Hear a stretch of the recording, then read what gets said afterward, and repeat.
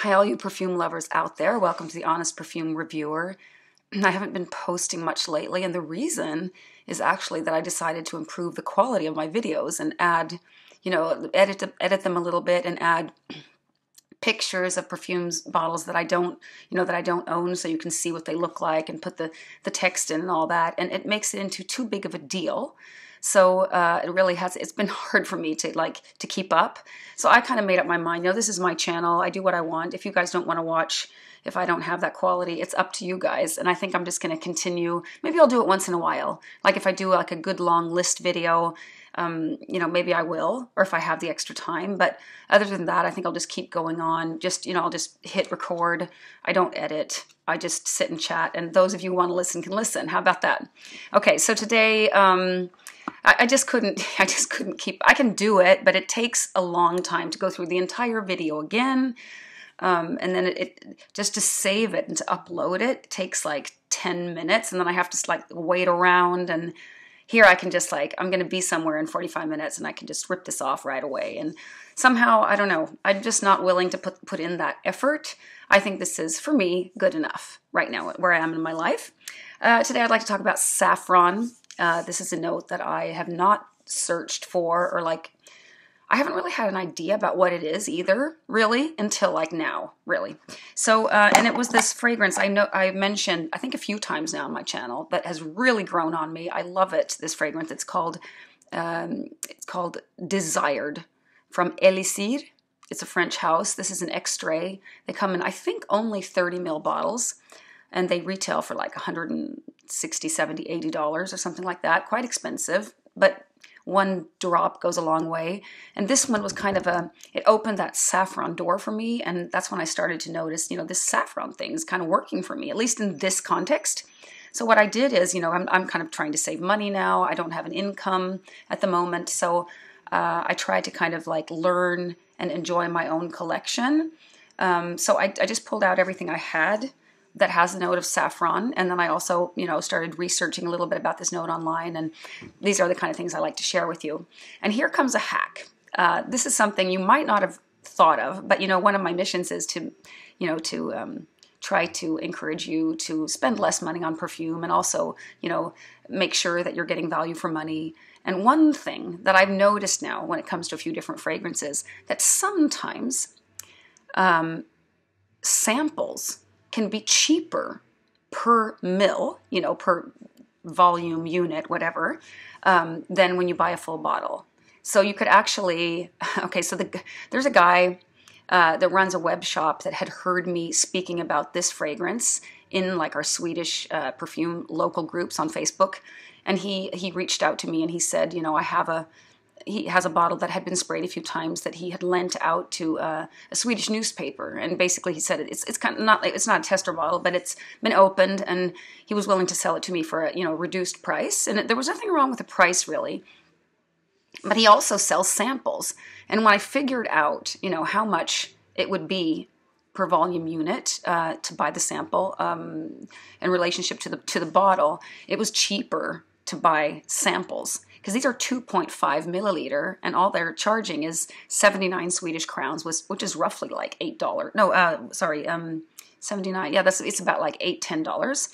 And the bottle itself is really high, and then you have all the postage too for a heavy bottle, which is, you have to add that, of course. And I've seen this in other fragrances as well, like Ceylon from Xerjoff. You can get a sample of that quite cheap, but so you could probably just buy 10 samples. You're getting a cheaper deal than buying the full bottle. So I think that the bottle, actually, of many fragrances is so expensive to make. And to me, it's not that important to have a fancy bottle, because I keep my bottles in a closed cupboard. I don't show them off for anyone. So even with the cheaper price, he did actually, when I told him about this, I said, I think I'll pass on this, even though it's a good price, because I can get the samples. I'll just get 3 samples, and it'll be cheaper for me, even with this reduced price. And then he went down a little bit more, but it was almost the same. And then why should I tie myself down to 30 mil? I might be bored with this in 2 years. So I'll just get, I get 2 more samples. And I'm still saving money. So, check this out and figure out what you're paying per milliliter, because it can really make sense to make that, just divide it with the price with what the amount of milliliters you're getting. Because I mean, original samples, this lasts a while. I mean, I've worn this quite a few times. I mean, maybe 6, 7 times, and look how much I have left. So, yeah, I'm not going to get that bottle, which sounds kind of strange but it's a covered bottle, and those I also find kind of harder to sell because the buyer cannot, like, you know, examine it and see, you know, how much is there left, and you can get cheated, and I think it's more difficult. If I would want to get rid of it, it would be harder for me to let it go and get money for it back. So, but this was anyway like a door opener for me into the Saffron world, and I got out, I've talked about this quite a few times. It is Overture Woman from Amouage. This is kind of like a gourmand, but not a cakey like gourmand with like coffee and caramel, that type of gourmand. It's more of a boozy gourmand with like a little bit of a smoky, woody base. It has myrrh, it has saffron, it has like a Calvados accord. So definitely it is like liqueur, like a sweet liqueur kind of. It's really, really big fragrance. But I think the saffron note does do something special to this fragrance. The weird thing is that, like, in Sweden, saffron in cooking is really only used in like sweeter things. Like there's a special kind of Christmas baked thing, like a wheat bun with saffron, and then there are raisins in there. And we drink like a mulled wine with it during December, like when we're kind of waiting for Christmas to come. And this, when I smell this, I can kind of get that. And there's also an island outside Sweden, our biggest island. It's called Gotland. They have like a national, or like a national, they have a regional, I would say, recipe that's traditionally from Gotland. It's like it's a kind of cheesecake that they make with saffron, and then they eat like whipped cream and like some kind of jam with it. So it's something between like real food and dessert.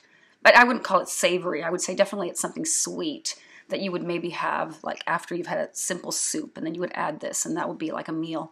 But I still can't. I've been a foodie like for most of my life, like from the age of 18 to 45, I was like so passionate about food. Like that was all I could think of, and I was continuously learning about food. And I spent 10 years in the food business, delivering ready planned grocery bags and the recipes to go with it. So I was like always on the hunt for, you know, learning new spices and combining them, and making, you know, finding simple ways of, you know, delivering good recipes to families in Sweden. And in other countries, actually. We were in 7 countries at the most. And then I sold the company in 2017, so I no longer am involved there. But I cannot, like, associate the smell and the taste of saffron in cooking to the smell I'm getting when saffron is used in perfumery. I don't know. Have you had this experience? Like, do you think it's the same thing? I mean, I had a package of saffron downstairs in my kitchen cabinet. I just kind of, like, pulled it out, smelled it. I can't kind of... I can't put, there's like 2 different things for me. I had to relearn what saffron is in perfumery. Now my nose can pick it up. I know what it is. I know what it smells like. I mean, if you're familiar with the fragrance Ganymede, from Marc-Antoine Barrois, I think is the house. That's kind of a leathery green saffron fragrance, kind of fresh, kind of odd. That one I don't, I had a decant, but I didn't wear it. I thought it was really interesting, but I didn't feel like putting it on that often.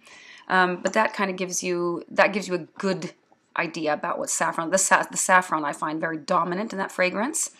In my collection, I have these 2 ouds. Oud from MFK. This is the extrait, and Oud for Greatness from Initio, where I find that saffron plays a big part. One thing that I think is a little bit strange is that Sebastian, what's his name? The perfume guy, Sebastian, says that Oud for Greatness has no oud in it, or it doesn't smell like oud at all. He says it's all about ambroxan, which I really don't understand at all, because to me, both of these fragrances, these are like really heavy ouds, like 1 drop fills the room in both cases. but they go in a little bit different directions. This one smells a little bit more Band-Aidy and kind of like the dentist's office, strangely enough. At the same time, it's really, really beautiful. It's just such a big, large fragrance. And I really love these fragrances, but I might not ever need a full bottle because they're so potent, and one drop just, you're good to go all day long. And then I have like Falcon leather, which is really nice. And I think enjoying Saffron and Desired. I don't know if I told you much about Desired. I've talked about it before, but it's a really nice oriental soft fragrance with like patchouli, oud, vanilla, saffron, definitely prominent saffron. But it's the first time I tried it, I thought I might get really bored with it. It's like a people pleaser. Anybody would like it kind of fragrance. Let's see, I have to kind of turn off my phone. Sorry about that. And then I thought maybe I get bored with it. It has kind of like a designery feel to it, but it's really a softened kind of designeriness. But I've realized that it really is incredible. So it might have a hint of leather in there too. But like Tuscan leather from Tom Ford and Falcon leather, they also have saffron in here, I can really tell. And saffron is typically used also to amplify like leathery accords. And when I started to like research how other people describe saffron, it ranges from like some people saying it smells like hay, it smells like honey. I think Ramsey says that even has like a chemical kind of feel to it, that it almost a little bit goes towards smelling like bleach sometimes.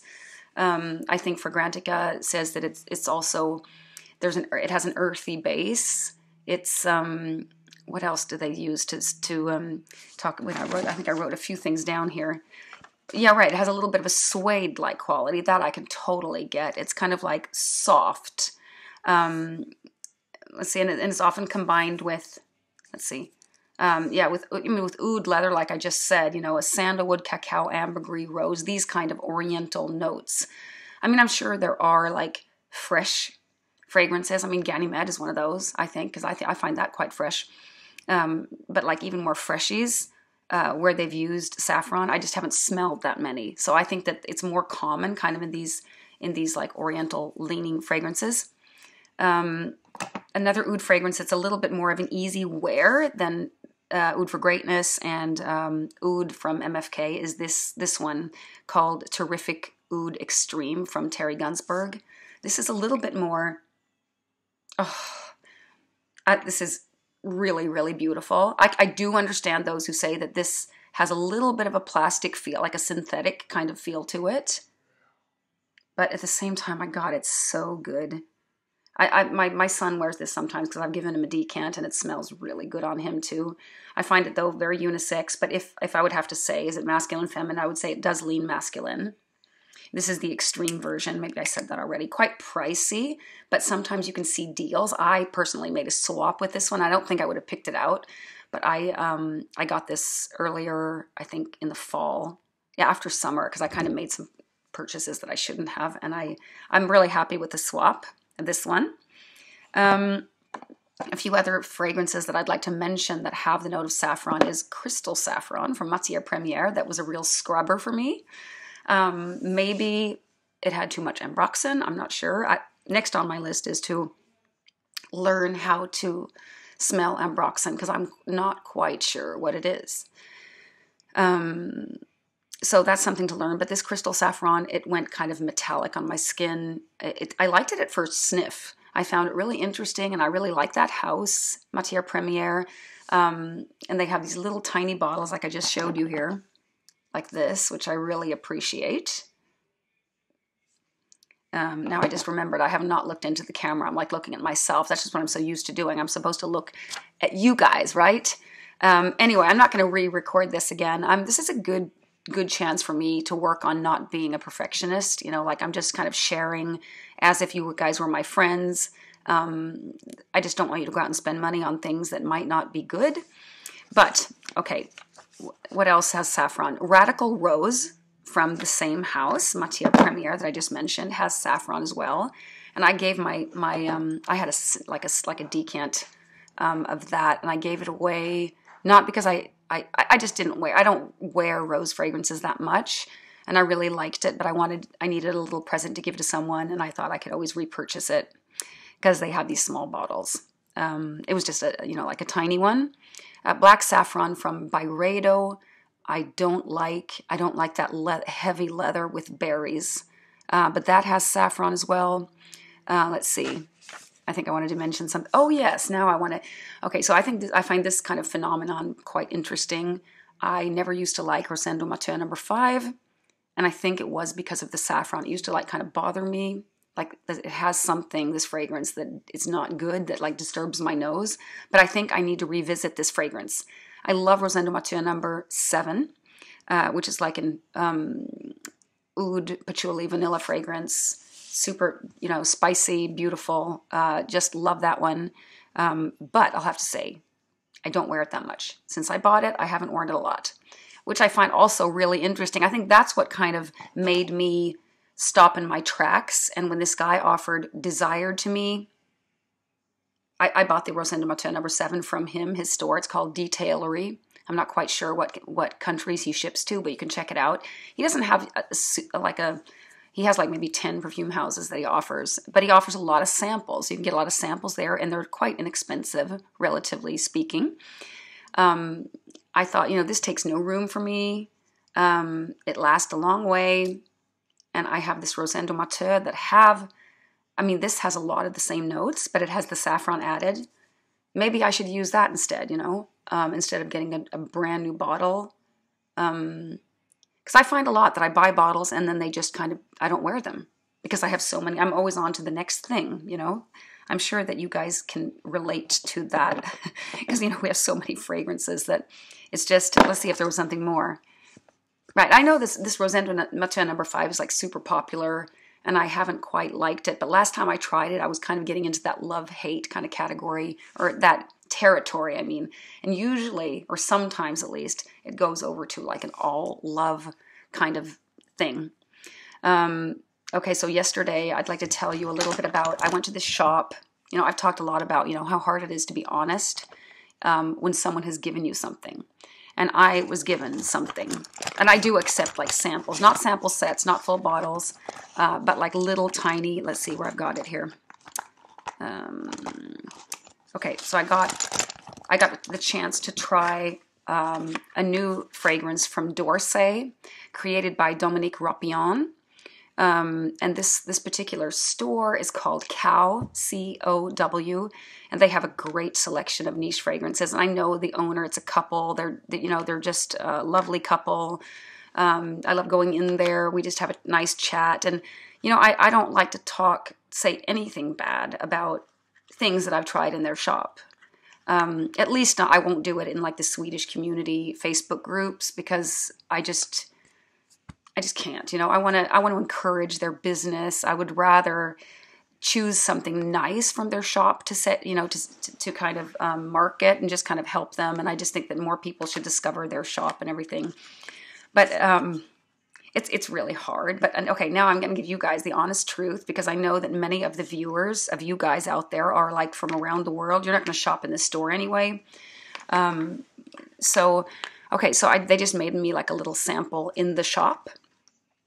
And it is the new fragrance called EQ from D'Orsay, a French house that has kind of been resurrected, I think, or like they've changed the bottle design. They have a completely new kind of look to their collection. They've got hopeless French names. Some of them are super long. I can hardly distinguish them from each other.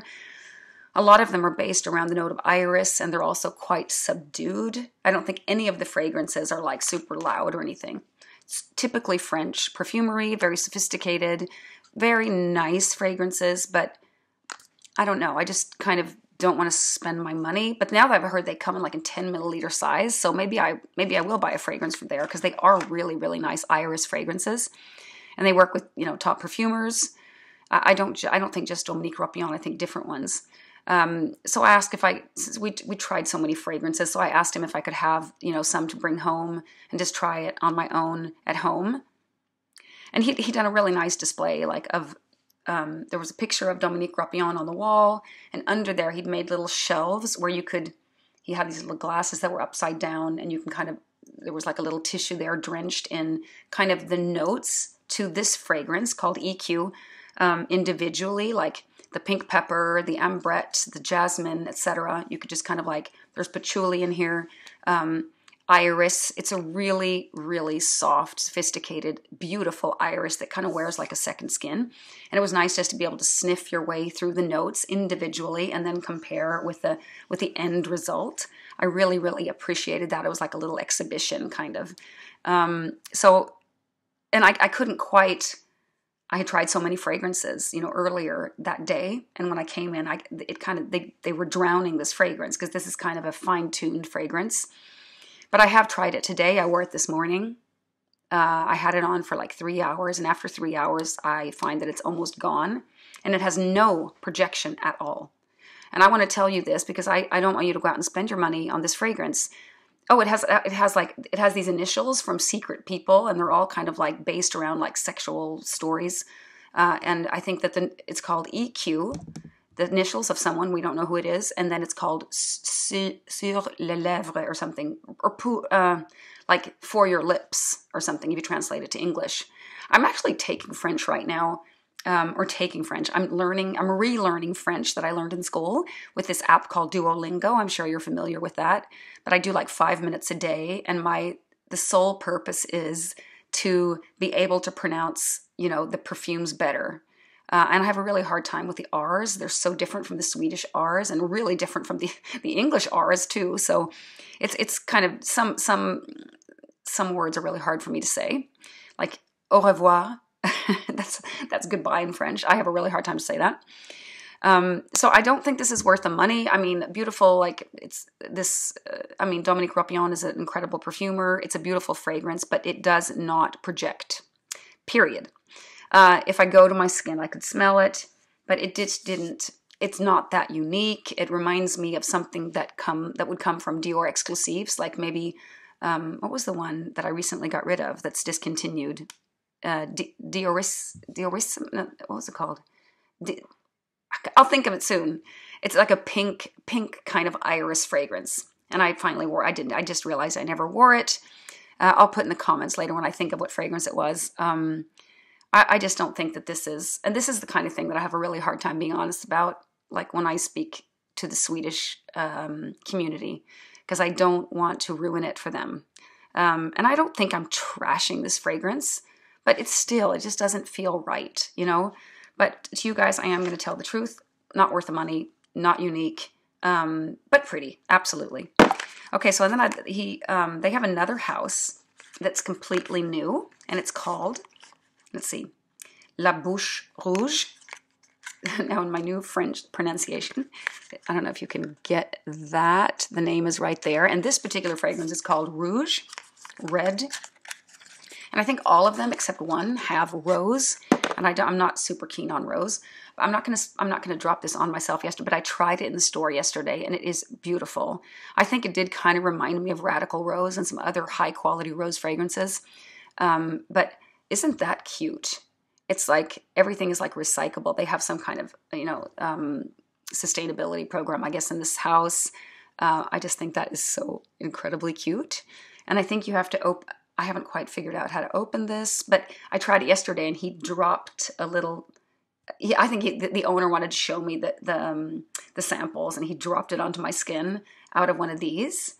I just had to figure out how to open this. There's a little description here in the back, right there. You can see it there. Anyway, I find it's really pretty. It's kind of, I think he was explaining it like, a portrait of a lady kind of fragrance, but much more easy to wear. Like it's not such a huge, dark, deep rose as that one. And then this is a kind of these are all extraits, by the way.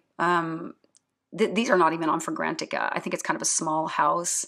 I think that the different names, they're called like nude, rouge, different, like they're kind of lipsticky sounding names. And maybe this house does actually sell lipstick from the beginning. I'm not quite sure, but I'll get back to you and make, you know, a little bit more in-depth review of this one. Well, anyway, what was I going to say more about the the saffron thing. I think it's, oh yeah, I wanted to follow up on my galbanum video. I did go and sniff, because I talked about galbanum, maybe was it last week or the week before. I noticed, or I was really inspired by Ramsey, Ramsey. He's a YouTuber, and he is a real fragrance professor. And especially if you're into like more vintage, like masculine vintage, he has got everything. Like he has 600 plus fragrances in his collection, very knowledgeable. He hunts down old stuff that he wants, and he knows all about batches and different formulas and EDT compared to EDP, etc. And he was talking about how much he enjoys galbanum with Angelica. And the fragrance to try, or one that he mentioned that I knew I could get my nose on, and I did yesterday, is French Lover from Frederic Malle. And I know I previously have not liked this fragrance at all. I like the name French Lover, but the fragrance, I thought at the time, was like super, super green. But I found myself appreciating it now this time. I mean, it wasn't like, oh God, I need a whole bottle, but like now I'm opening up to the green world completely. And I think it is on the galbanum bridge. Like galbanum has been the pathway to that. And one of my best perfume friends actually brought a bottle, a vintage bottle of Zen from Shiseido. Shiseido, am I pronouncing that right? It's like a Japanese house. And this bottle was bought like 15 years ago was it in Japan or somewhere? And it was in a vintage shop or something like that. So this bottle, I'm not sure how old it was, but it was in mint condition. This fragrance was the most beautiful fragrance I have tried in a very long time. It comes in like a black bottle, splash bottle, and it was just so incredibly fresh. I wouldn't have been able to say that it had galbanum, but it was incredible. I was so jealous of this bottle, and she did offer me some, like next time I come over, I can have a squirt of it in a decant.